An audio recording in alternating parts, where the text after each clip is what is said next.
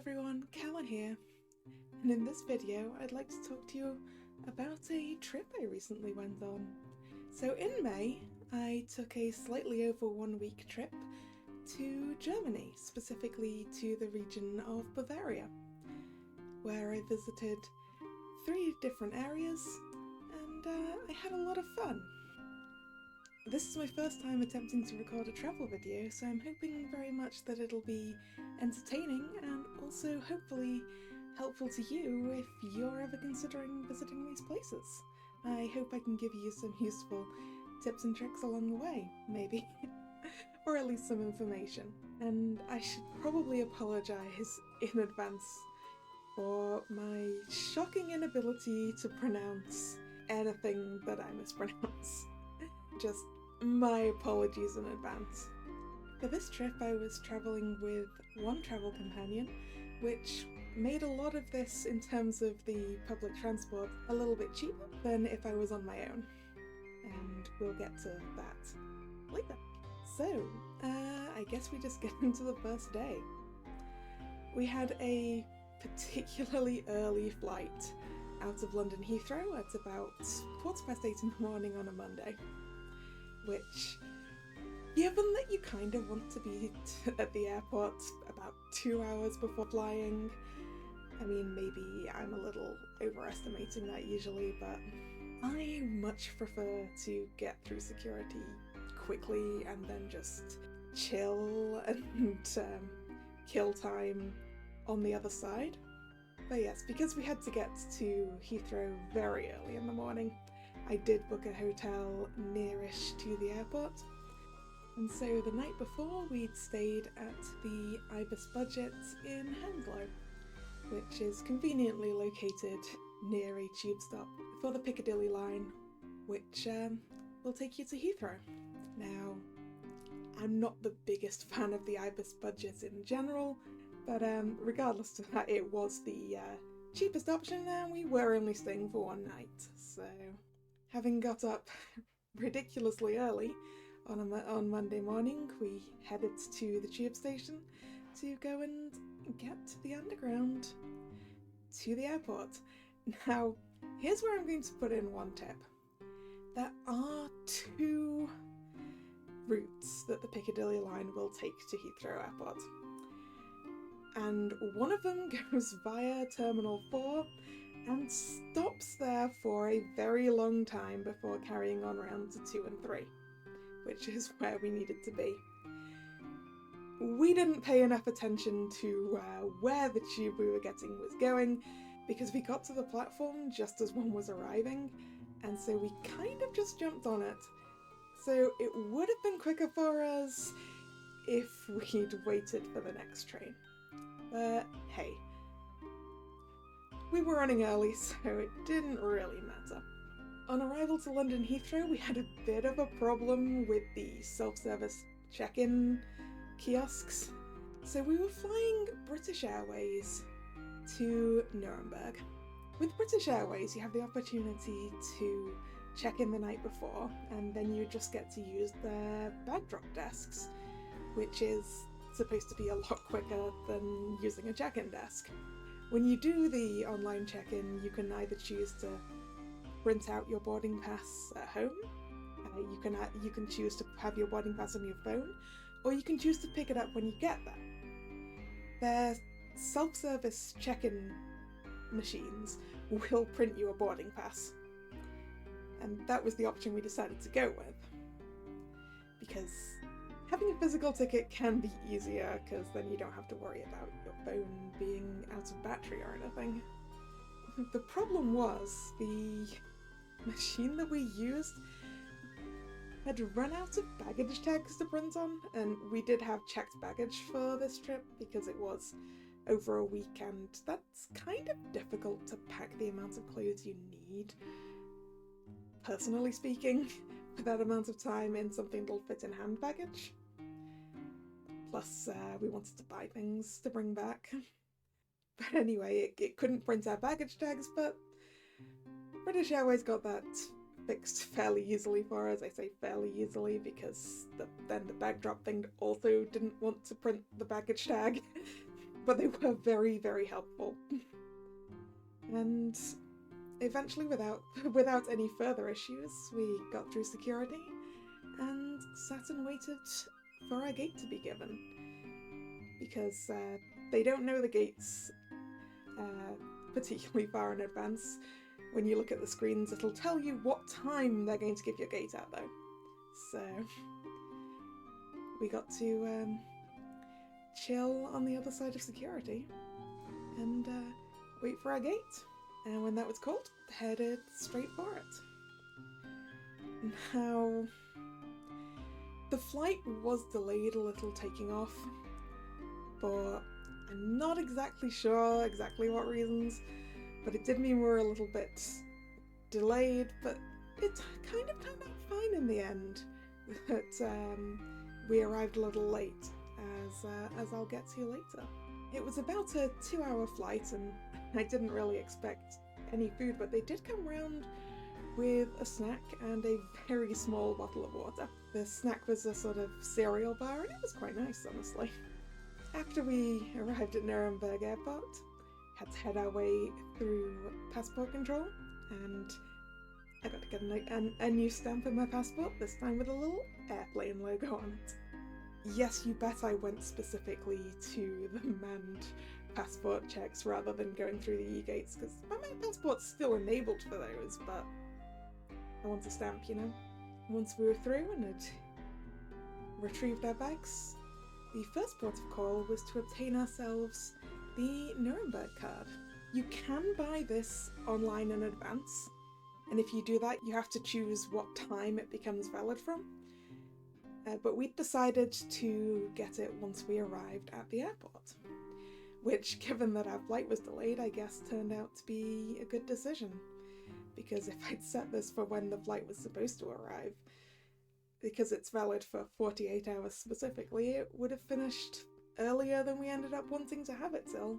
Now, the Nuremberg card is €33, and it's valid for 48 hours, and that gets you free access to a lot of museums and tourist attractions, and also free travel within Zone A of the public transport network. And given our plans, we figured that was pretty worth it. I'm gonna do a price breakdown at the end of telling you about our time in Nuremberg so that I can see if it actually was worth it. Although, personally, even if it's only slightly off, the fact that we didn't have to bother with getting tickets for the public transport for our days in Nuremberg, I think made it worth it, even if we didn't technically use the entire value of it. But I think we probably did. Now, the website for the Nuremberg card told us that we could obtain it at airport information. We went there and either the website is out of date or we went to the wrong airport information, because the lady there pointed us to a different location in the airport and then they had no clue about it. We went back again and there was another guy there and he told us that no, they don't do that anymore. So we had to do that online. I mean, it was easy enough though. And once you've done it, you get an email with a PDF file which has the ticket on it. It's got a barcode and a QR code. And I think one of those is to be scanned at attractions and museums when you enter, and the other one is for the public transport, although we didn't at any point need to have the public transport one checked, so I'm not actually certain. Between the flight delay and the delay getting that sorted, we did leave Nuremberg Airport more than an hour later than was initially planned, but I think it turned out okay. The hotel that we were staying at in Nuremberg is the B&B Hotel Nuremberg West, which is a very new hotel, only built within the last couple of years, and you could tell it was pretty good, honestly. This is my second time staying in a hotel of the B&B Hotels brand, and I quite like them, honestly. It was relatively well soundproofed, so it was fairly quiet when you're trying to sleep. It was, however, very warm, which did make it difficult for me to sleep.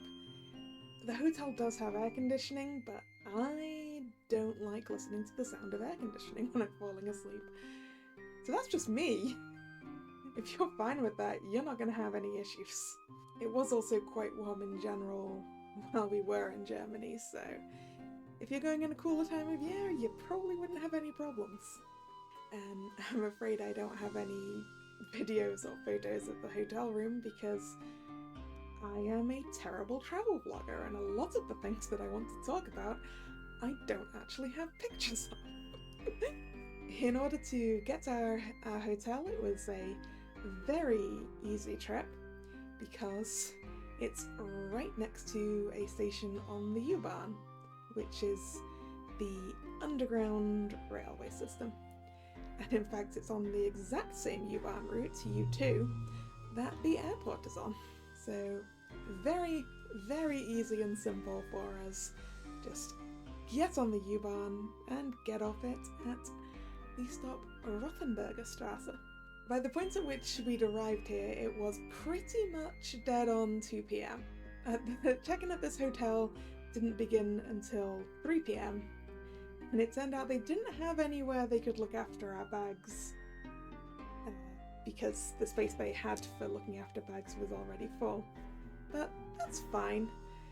We weren't in any rush, and there was an area just near reception with chairs that technically they refer to it as the bar, but like it's not a bar, you know? And we just decided to sit there and chill and wait for an hour until we could actually check in. One of the things I quite like about B&B hotels is that you don't receive a key or a key card or anything. What you're given is a code to the room, which you input on a numpad lock. They write it down on something for you. So I recommend 1, putting that piece of card in your wallet, but also 2, taking a photo of it, just in case you don't exactly remember what it is, although we actually did fine in that regard. We got into the room, dumped what we didn't need for the rest of the day, and then headed out to our first destination in Nuremberg, which was the Nuremberg Zoo. In order to get there from the hotel, we had to hop back on U2 through to the Hauptbahnhof, the main train station of Nuremberg, from which we got a tram. This was tram number 5, and it's easy to tell if you're getting it in the right direction because it actually terminates at the zoo, or in German, Tiergarten.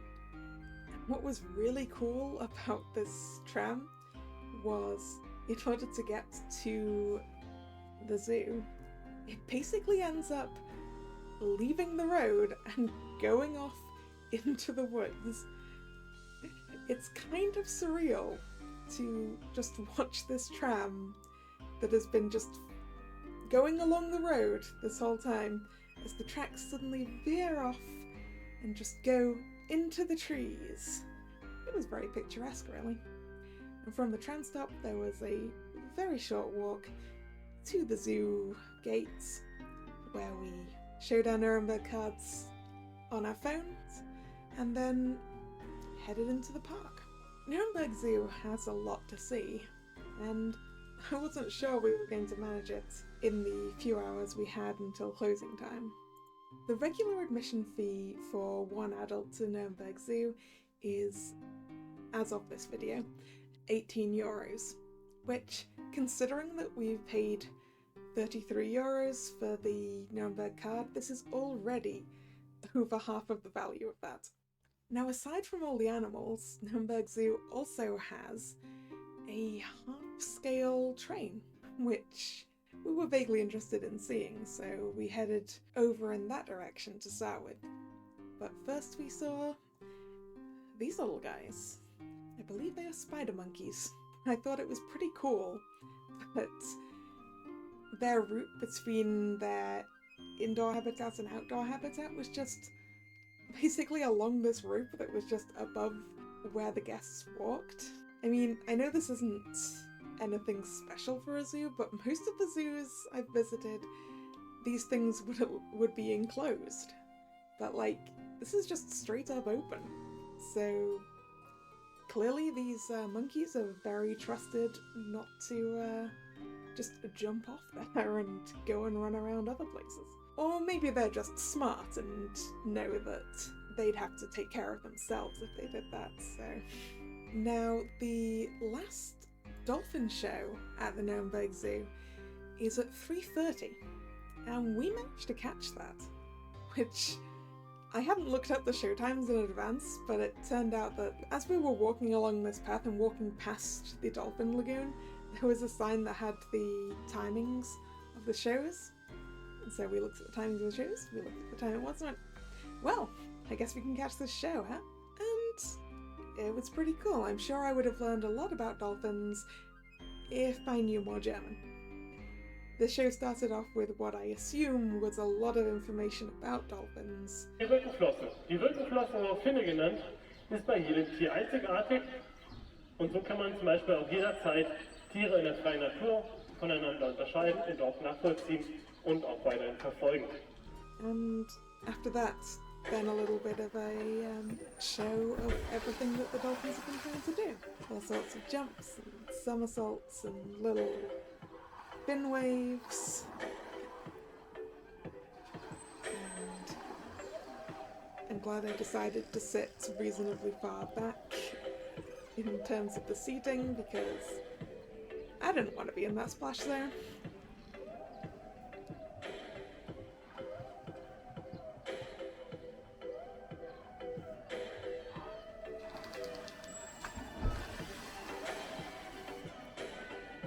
But with that coolness done, we continued on our way around the park. I should note here that the opening hours for the zoo at the time of year in which we were there, the zoo was open till 7:30 p.m. So we basically had a little over 4 hours, which we definitely made the most of. We saw almost everything, I think, at the zoo. If we'd mapped out our route a little better, we probably could have seen everything.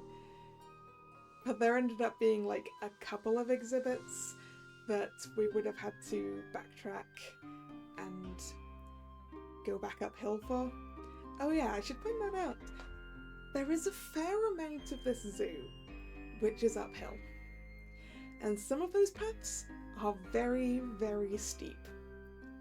So beware of that if you don't like climbing hills. On the map they are indicated on how steep they are by a number of arrows on them, so I'm pretty sure there is a way around that's a shallower slope, but we ended up going up and down some of those steep slopes a few more times than I would have liked. Also, obviously, there were some animals that were hiding, because that's how it is with a zoo. Not all animals are going to be outside or in an inside area that you can actually see into. They've got to have their places to relax and chill without anyone watching them, you know? There's also a fair amount of wildlife, mostly birds, that is also around the zoo. We got particularly excited seeing a red squirrel before we realised that they aren't rare in continental Europe like they are in the UK. So yeah, it's probably a good thing that we were alone on that path, otherwise there may have been some confused Germans as to why these two Brits are so excited about a squirrel. One thing we also saw free roaming was this little guy, and I was very confused. I was like, this looks like a squirrel, but it doesn't have a bushy tail. What on earth is this? Turns out it's a ground squirrel. We had actually seen earlier on an enclosure that these things were supposed to be in. They weren't there, but they were in a lot of other enclosures and just wandering around on the paths. I guess in that regard it's a little bit like the Patagonian maras at Whipsnade Zoo. There's a couple of enclosures that are marked for them, but they're not there. They're everywhere else. We managed to see most of what we'd wanted to see at the zoo by about 6:30 p.m, by which point we were getting a little bit hungry.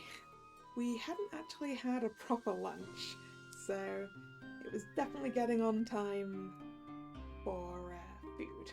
Having headed back to where our hotel was via the tram again and then the U-Bahn again, we took a visit to the supermarket that was in the literal same building as our hotel, because neither me nor my travel companion are much in the way of sit-down restaurant meal people.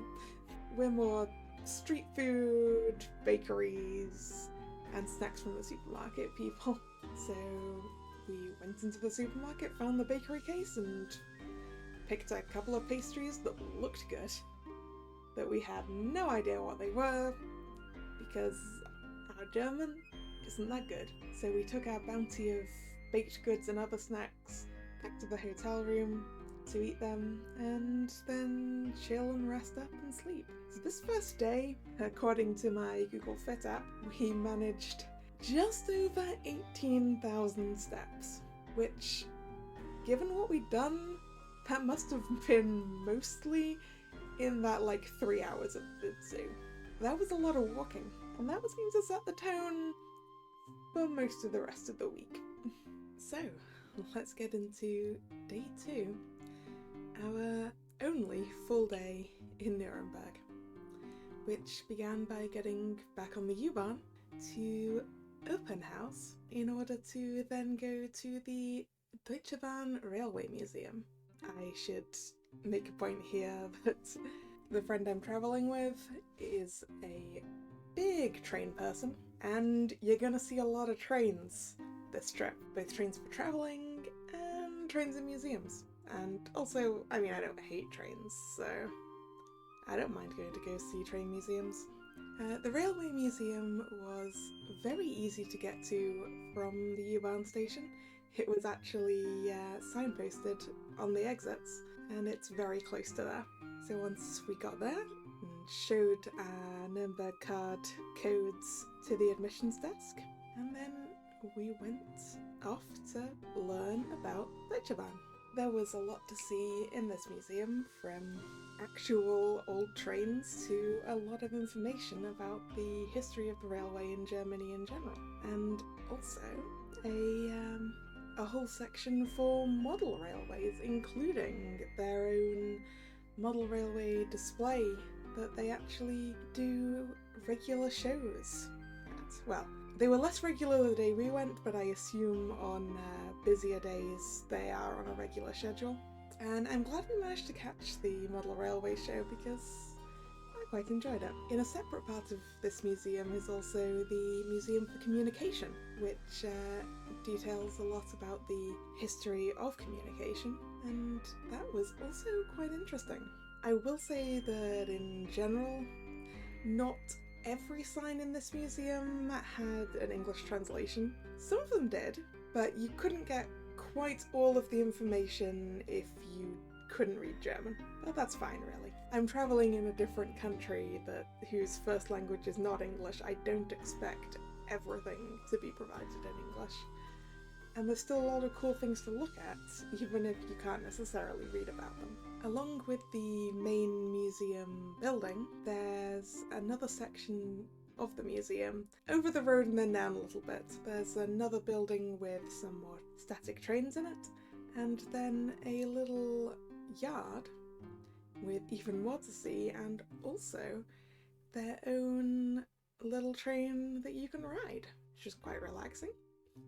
It just does a little loop around the yard and then you're done, but it's nice. The typical entry price for this museum is €9, so we're going to add that to our tally of how well we did with the Nuremberg card. After exploring around the whole museum, it was time for some lunch, so we popped by a nearby bakery and obtained a pretzel, and consumed that as we headed to go make our way into the old town, the Altstadt, in order to have a look around. There was plenty of old pretty buildings to see around, and also this thing in the marketplace that's very pretty, but I'm not really sure what it is. And we basically had a walk around here and looked at stuff, and then headed on up to our next main attraction of the day, the Imperial Castle of Nuremberg,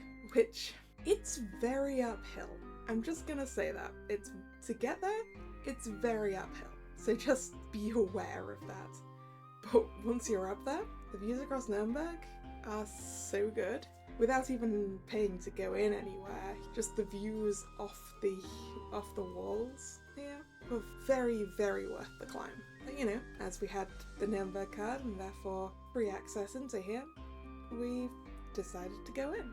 Now, if you're using the Nuremberg card and going to the Imperial Castle, the ticket you'll receive there is the combination tickets for all 3 attractions in that area, the first of which being the Kaiserberg Museum, which is inside the castle itself and deals with the history of the area, of the Kaiserberg itself and of Nuremberg in general, and is really quite interesting. I will say there was a lot of stairs, because you go like gradually up the castle and then back down again, looking at all of the exhibits. Now, most of the information inside this museum was available in English, which I learnt a lot about the history of this area from reading the various boards on the walls here. I think if I remember rightly, the labels on the various artifacts weren't necessarily available in English. But even so, you at least got the main history of the place. One thing about this museum is because it's actually inside the castle itself, which incidentally has been rebuilt, but still, the floors in there are very, very, very squeaky. Like, you'd have a whole bunch of people in one room in the museum, and it's like, as soon as someone moved, it's like, squeak, squeak, squeak. I'm like, I am not used to making this much noise when I move. It was very disconcerting. But as I said, it was definitely a very interesting museum to visit. Especially up near the top where they had a whole bunch of weapons. I like looking at old weapons, okay? Show me a whole bunch of swords and spears and armor and stuff and I'll be pretty happy. The combination ticket for the Kaiserberg also allows you access up the Sinwell Tower, which is a tall observation tower, which, I'm gonna say again, that's a lot of stairs. A lot of stairs. I had to take breaks. The views, however, are very good. I guess that really goes for any tall place. It's like, my lungs and my legs do not like going up there, but I really love the view. The Sinwell Tower actually has a limit for how many people can be up there at one time, and there's a little screen by the entrance turnstiles that tells you how many spaces there are at the top, which is actually pretty cool, I think. It's very useful. I mean, it wasn't that busy when we went. I believe the maximum is 25, so I guess if there's a big tour group going up, you might have to wait. And then the third thing that you can go and see there is the Deep Well. Now, this is a guided experience, so it happens at particular times, but the entry door for it will tell you what time the next one is, and you just need to wait around for it, really. And there are benches to wait on. So even if you literally just miss one, you're still going to be comfortable waiting. And this is a very, very deep well. Now, the guide we had for this spoke excellent German and English and was doing everything in both of those. And he was also very, very funny. Good job, that guide. You were very entertaining while also telling us a whole bunch of history and science and stuff behind this very, very deep well, which they do also send a candle down to illustrate just how deep it is for you. Well, not just the candle, but also they also do drop water down there and let you count. And yeah, it's deep. Now, the ticket price usually for the combination ticket of this is €7. So once again, we're gonna add that onto our tally. You can obviously get cheaper tickets for just one of these things, but obviously if you're using the Nuremberg card like me, you might as well go see all of it because you've got a ticket for all of it. Now, one of the things we had planned to do this day was go check out the toy museum, but we kind of felt we didn't have quite enough time to do that and everything else, so we did end up skipping it. If I make it back sometime, I may end up checking that place out, because it looked interesting. After visiting the Kaiserberg, we went for another wander around the old town of Nuremberg, along with doing a bit of shopping. I am the sort of tourist who collects fridge magnets, which means most of the time I go and find the most touristy looking shop. You know, one of those shops that you're just like, this is entirely for tourists and it is absolutely full of tat. That is my favourite place to go get a magnet. I got my magnet and I'm happy. It's living on my fridge now. We went and looked in some of the typical shops you get on a high street in pretty much anywhere. So like we went and looked at some video games and there's a Lego store. That was fun to look around. On our way back through the streets in the centre of Nuremberg, we stopped for street food. So there is a street food that I'd looked up and planned to get before we went. It is, and I'm probably going to butcher the pronunciation of this, Dreimweckler. It's 3 sausages in a bread bun. Now, we got ours at a kiosk in the middle of the street that claimed they had the best bratwurst in the world. And these sausages were tasty. I mean, I haven't tried enough to know if these actually are the best in the world. But, I mean, I didn't have a better sausage this week, so then we continued to explore for a while before making our way back to the hotel via the supermarket that was under our hotel so that we could get some food, obviously. Moving on to day 3, which is the first within Bavaria travel day. Now, the checkout time for this B&B hotel is midday, and also our Nuremberg cards are valid until 12:30 anyway. Plus, we can't get into where we're staying at our next location until 4 p.m. So this morning was also to be spent in Nuremberg. But obviously we didn't want to go too far away from the hotel, because while we could have gone to another museum this morning, I would have been a little bit worried about getting back in time. So instead what we did was we went for a walk and went exploring the area around the hotel itself. Just picked a direction and started walking. And then we saw this interesting looking tower in the distance and figured, hey, let's go see what that is. Which, admittedly, we didn't really find out much about it because we couldn't really find any way into it. It turns out from looking at the internet later that you used to be able to go up it to view things, but it seems you can't anymore. I had to look this up later because I was trying to just use public Wi-Fi for at least this part of the trip, because given Brexit, the phone companies have brought back roaming charges. And I didn't want to spend £3 a day on that if I didn't have to. Nuremberg was pretty great for being able to get public Wi-Fi, at least in the centre anyway. There was Wi-Fi in the museums, there was Wi-Fi on the tram, there was various bits of public Wi-Fi in the old town, but there wasn't any over here. And I mean, I guess I don't really expect it. But yeah, so we walked out to here and then decided to catch the U-Bahn back again. Because hey, we've still got that free public transport on the Nuremberg card, right? Might as well use it. We then headed back to the hotel, made sure we had everything packed up, and then headed out.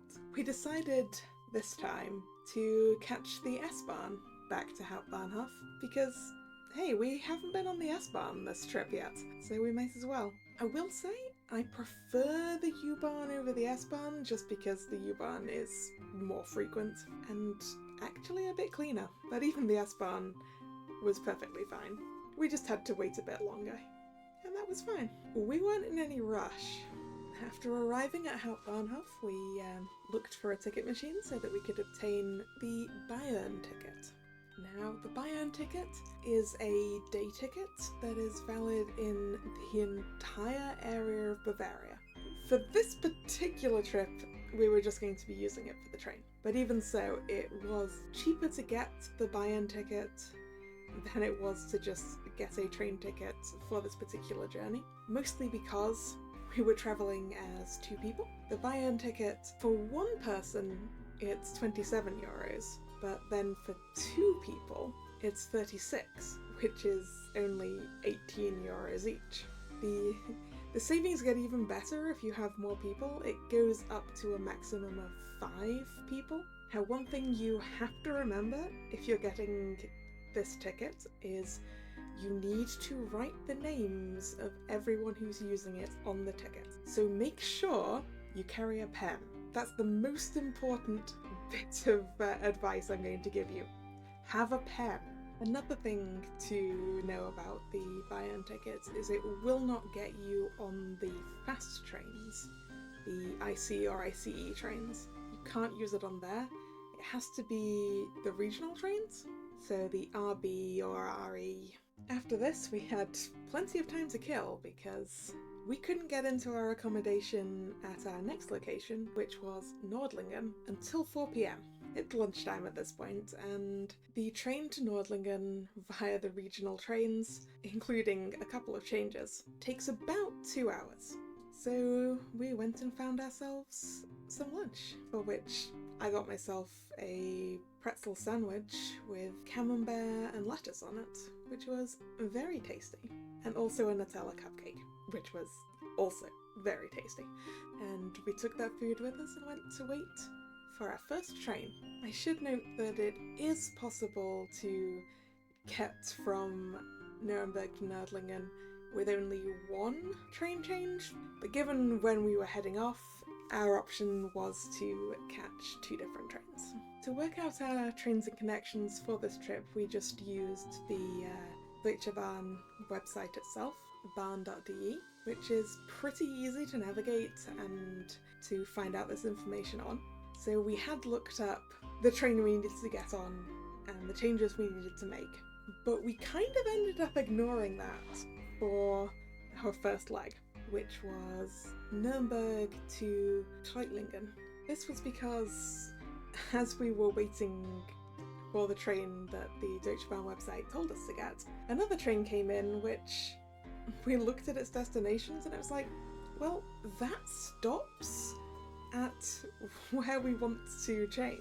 And it's just a difference between us either waiting here on this station for another half an hour or waiting there for an extra half an hour, which to me that feels like a no-brainer to get the earlier train and just split the difference on the waiting.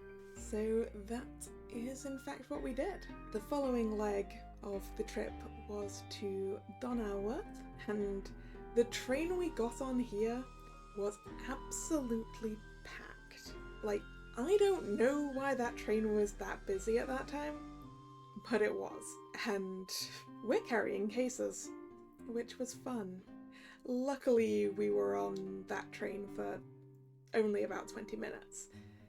I would not have wanted to get that train all the way to its final destination in Munich, because we were just squashed into the door area of the train. And obviously, because we were only on that train for like 20 minutes, we didn't want to go and squish ourselves too far further into the train, because then we would have to fight our way out. The third train from Donauwörth to Nördlingen itself was a lot less busy, although we did still also end up standing, but we weren't squished. And that leg was only about half an hour or so it's fine, right? And we arrived in Nördlingen just a little bit before 4. Well, unfortunately, that's all we have time for this time round, mostly because this video is getting pretty long and we are barely into this trip at all. So in order not to give you guys something like a 3-hour trip report video, I'm gonna cut it here, and next time we'll get into the second stop of my trip, which was somewhere I've wanted to go for a very, very long time. If you've enjoyed watching this, please let me know. This has been a test. I've never done this kind of content before. Also, if you're new here, please consider subscribing to the channel. That way you'll get to see the rest of these videos as I bring them out. It hopefully shouldn't take too long. So with that said, thanks again for watching, and this is Kalla saying to be continued.